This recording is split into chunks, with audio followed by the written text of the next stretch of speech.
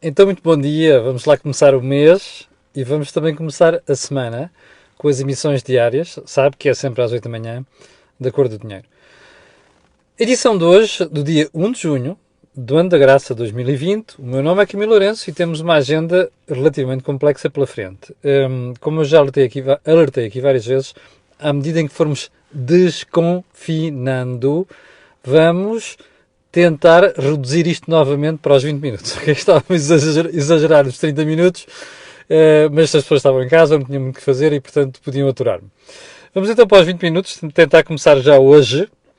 E por isso, lembrar duas coisas. Olha, a entrevista que não fiz na semana passada, problemas logísticos, não foi um final de semana muito fácil, transitou para esta semana. O Mel Talks, que não foi feito na quinta-feira, também por problemas logísticos, como eu disse, foi um final de semana difícil, transita para esta semana. Em princípio, será com... Desculpa, deixa-me desligar aqui a ignição do carro. Em princípio, será com o Dr. José Miguel Júdice, ex-advogado, brilhante analista, e é uma pessoa com quem eu trabalhei quando era estagiário, e é uma pessoa que tenho grande admiração. Terceiro ponto, vamos ter também o nosso Think Tank, e é possível que tenhamos também uma surpresa. Ora, vamos então à emissão de hoje, que começa, como é sempre, pelo período de ordem do dia. E para dizer o quê? Eu penso que está a chegar tudo bem com som e imagem, não é? Portanto, confirmem-me só que é para não haver aqui chatices. Primeiro ponto, o rentacar, o setor do rentacar.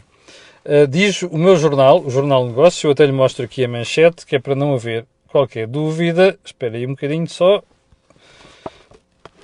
Surprise, surprise, para aqueles que dizem que normalmente vê-se ao contrário, a partir de hoje já se vê certinho. Quero agradecer ao espectador Helder que me escreveu a dar a solução para isto.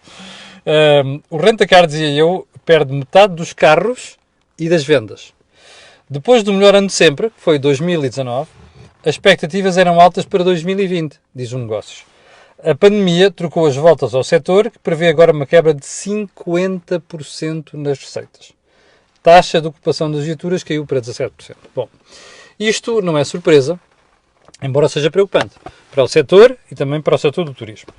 Eu vou um dia destes tentar ter junto dos responsáveis do setor e mesmo até a um operador ou outro, tentar perceber o que é que se passa, quais são as soluções. Recorda-se que aqui há umas semanas fizemos uma entrevista com o António Oliveira Martins, o Country Manager da LeasePlan em Portugal, que nos deu conta de um abalo muito grande no setor. Portanto, vamos tentar também fazer essa análise para o setor do rentacar. Uma coisa é certa, isto emprega muita gente, isto é um peso brutal no turismo e também no setor automóvel e, portanto, isto vai ter consequências. Não é? E uma das consequências que eu prevejo é não só despedimentos, mas como provavelmente algumas empresas vão mesmo fechar. Como sabe, o setor está cheio, existe uma proliferação de empresas de rentacar, algumas delas de dimensão muitíssimo reduzida, um bocado à imagem daquilo que é a economia portuguesa, e, portanto, eu estou convencido mesmo que algumas dessas empresas não vão resistir. Aguardemos. Segundo ponto. Pais com filhos podem continuar em teletrabalho. Houve muita gente que me escreveu ontem à noite que perguntar, então, mas com esta terceira fase de desconfinamento que começa hoje, exceto para Lisboa, já lá vamos, o que é que se vai manter? O teletrabalho mantém-se? Mantém-se para pessoas que têm filhos abaixo de 12 anos, mas atenção, não é do segundo ciclo para cima, por um lado, e por outro lado, independentemente do número de filhos, só uma pessoa pode ficar em casa a acompanhar. Há outras situações também que importa reter, que é quando as empresas, por exemplo, não têm condições para abrir, não é? As normas da DGS são muito sérias em relação ao aspecto, e ainda bem que são. Portanto, há aqui umas situações em que se pode manter isto. Há uma novidade muito importante aqui que eu não tenho comentado, e já houve um espectador que me chamou a atenção para isso. E qual é? O facto do Governo estar a dizer que está a tentar que na administração pública se comece a trabalhar mais em teletrabalho. Aleluia! Praise the Lord! Primeiro, eu acho que muita gente não faz rigorosamente nada nos postos de trabalho, nas suas repartições. Você dirá, então se não fazem, vão para a rua. Isso é a minha teoria há muito tempo. Nós estamos a pagar impostos para aquela malta ter salário. Ainda por mais, nesta fase não tiveram quarto de salários. Mas pior do que isso, eu acho que mesmo assim é melhor manter as pessoas em casa, porque pelo menos desocupa-se edifícios, não é? Não se paga. Bem, não se paga. Não se devia pagar subsídio de refeição, não é? Que as pessoas estão em casa. Já sabe que na função pública acontece tudo e mais alguma coisa. Bom, e não me venham dizer que eu tenho alguma coisa contra os funcionários públicos, não tenho. Já expliquei isso aqui, ok? Bom, mas seguimos para bem.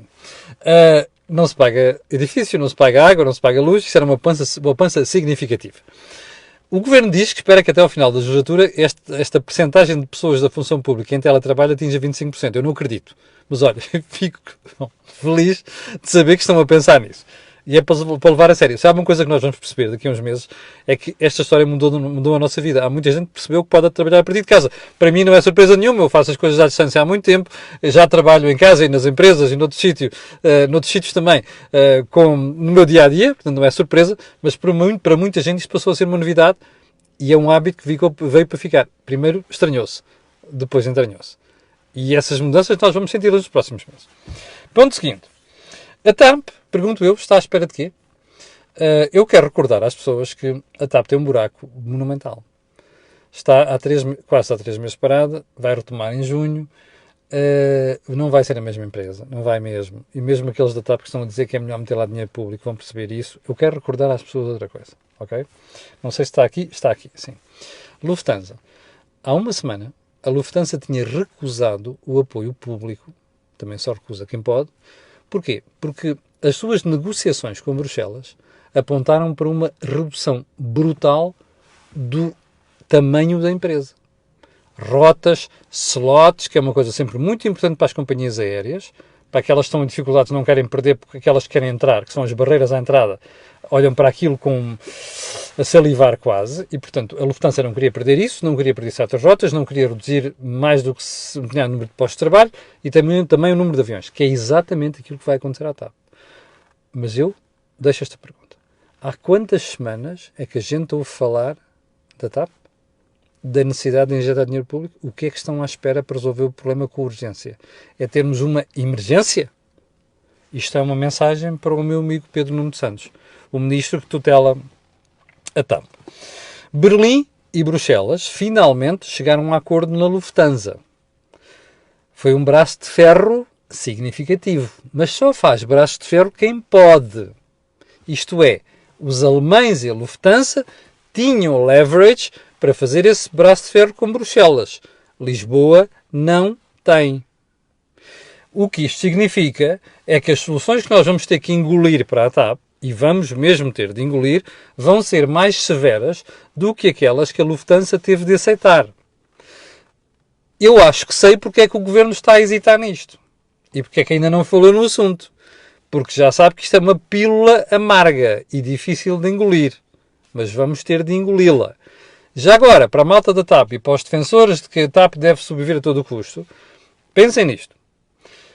Vale mesmo a pena tudo aquilo que vamos ter que levar, mais o dinheiro público que se vai meter lá? Vale mesmo a pena? É bom pensar nisto porque a economia nós encontramos soluções para tudo, sempre. A questão é qual é a relação entre o custo e o benefício. Ou seja, o que é que nós tiramos daí? Não estou seguro, mas mesmo nada seguro que para a TAP aquela solução seja a melhor.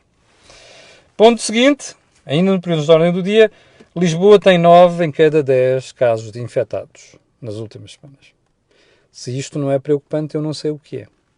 Se isto me surpreende, não. Você, que segue isto diariamente, já me tinha ouvido dizer isto. Há muita gente a relaxar totalmente. A gente vê esplanadas com pessoas coladas umas às outras. A gente vê festinhas e festolas. A gente vê putos, grupos, a beberem cervejinha à noite, como acontece no meu bar. Ali todos colados uns aos outros.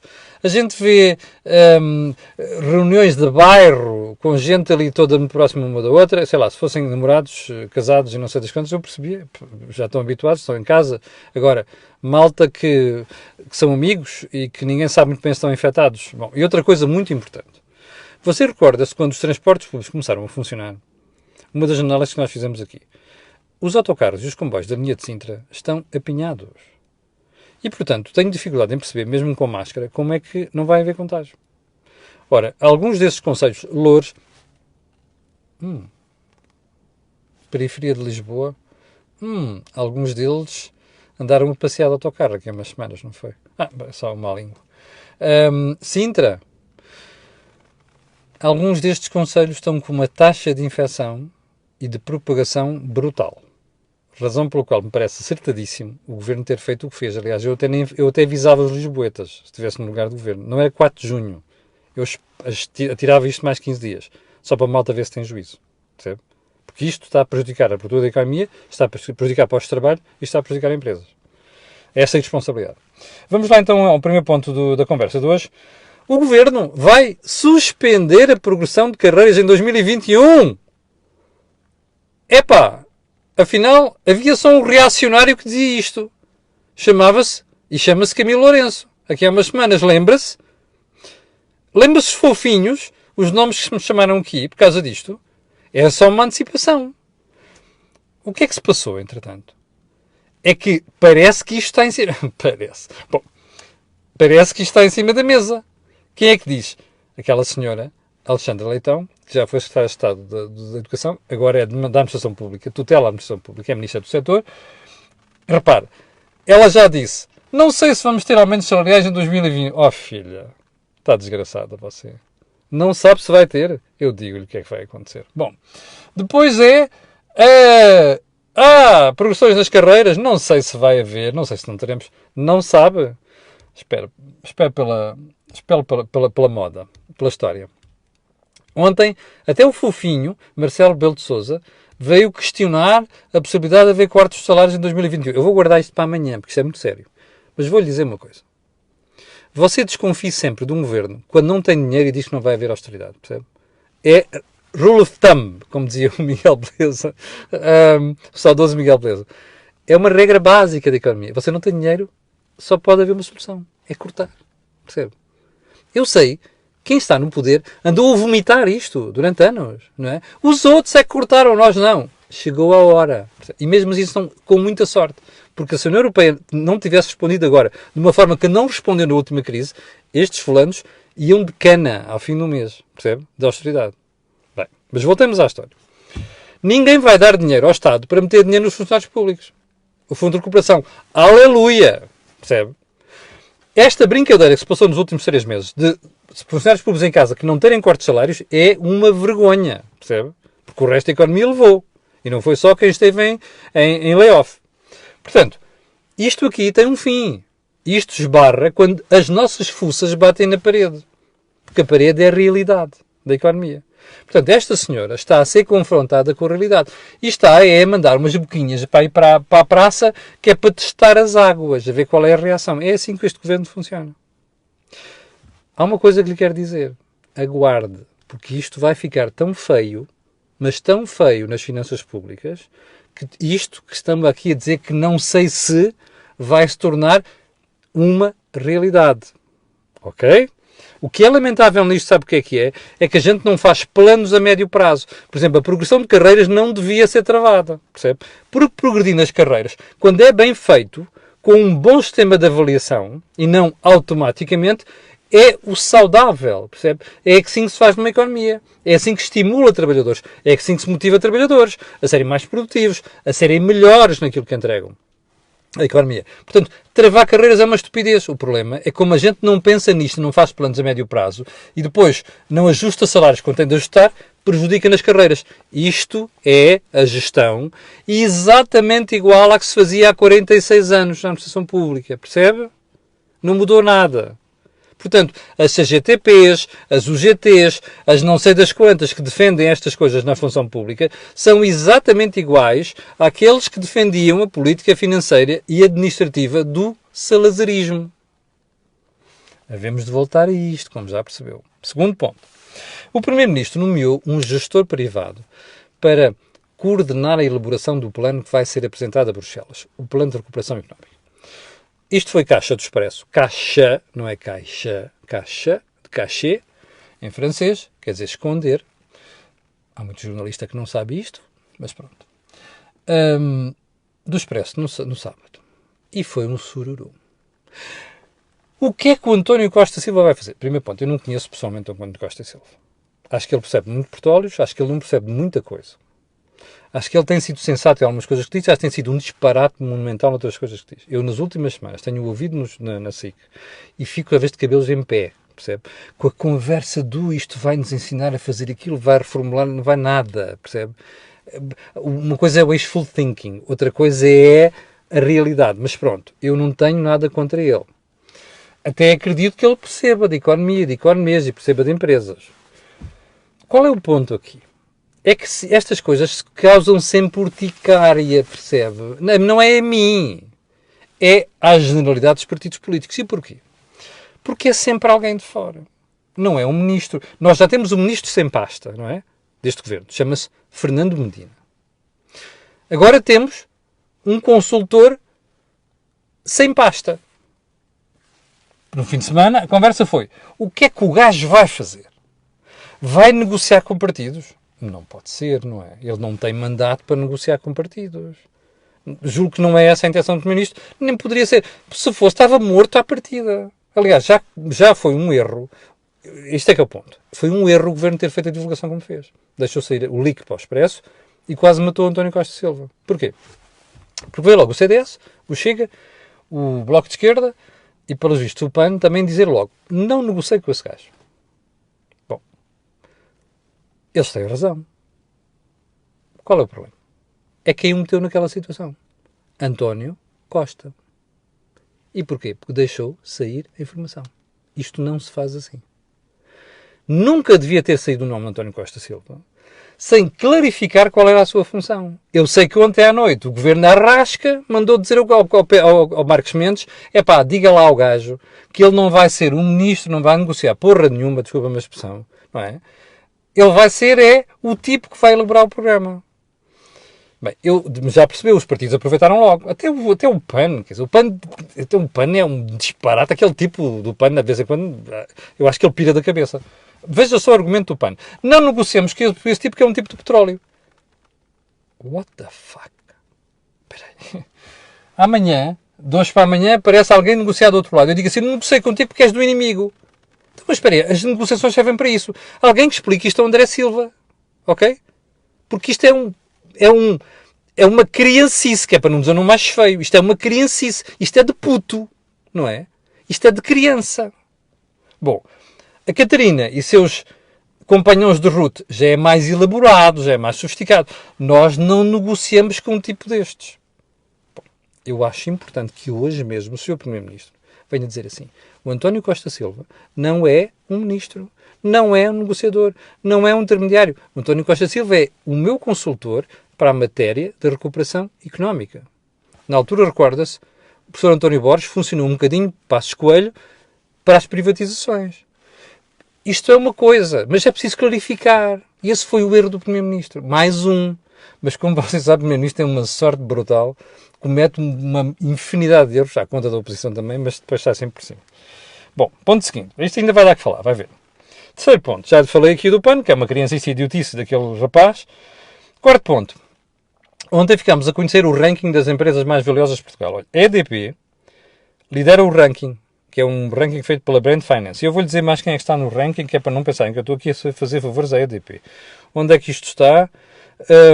Olha, na lista aparecem empresas como... está aqui, desculpe lá.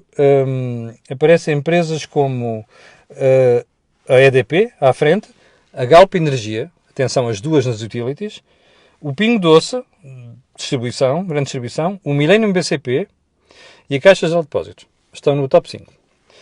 O ponto é que isto foi tudo calculado até janeiro, quando não havia Covid-19. E a questão agora é: quanto é que valem estas marcas depois de Covid-19? Não sabemos.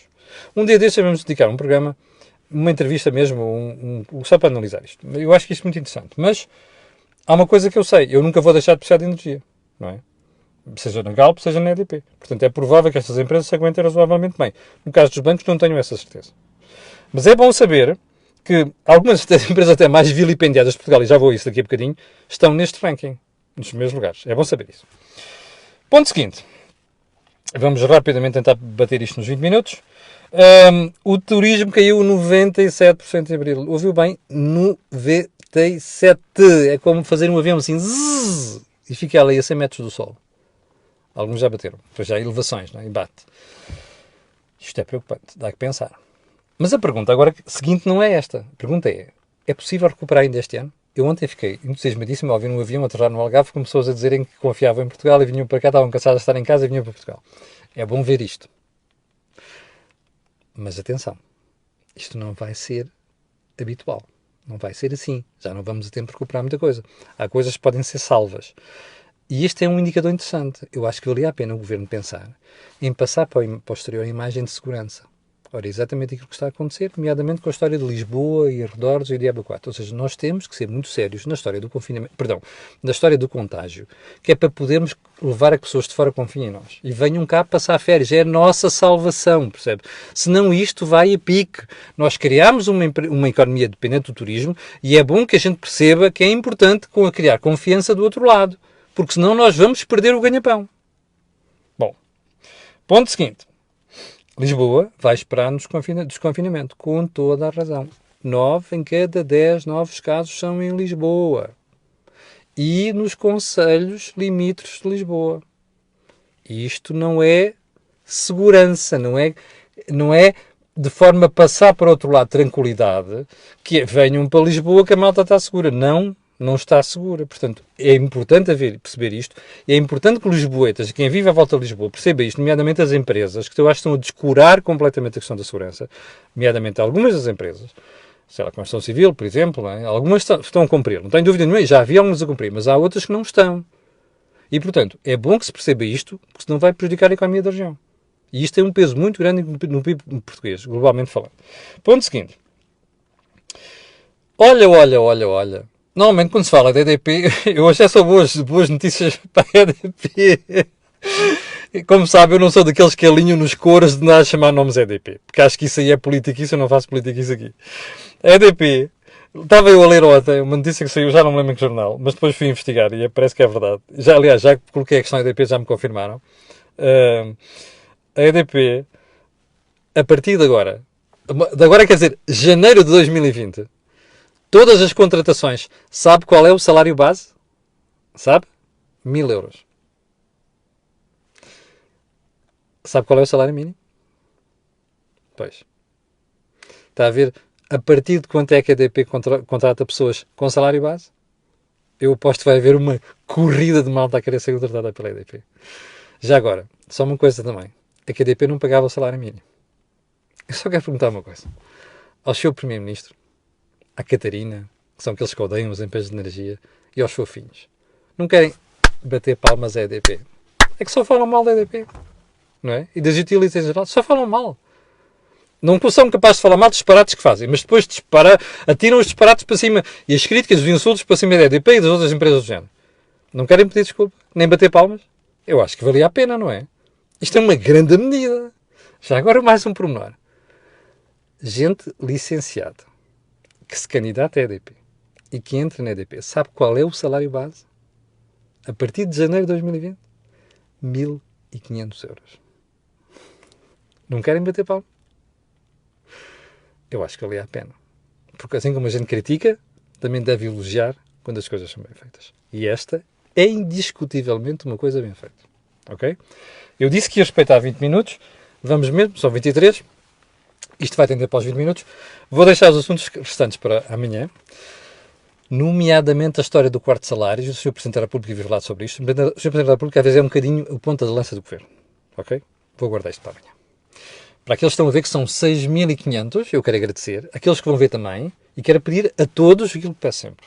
Colocarem um gosto e fazer partilha nas redes sociais. Porque aquilo que houve aqui não houve mais sítio nenhum. Obrigado, com licença. E até amanhã às 8.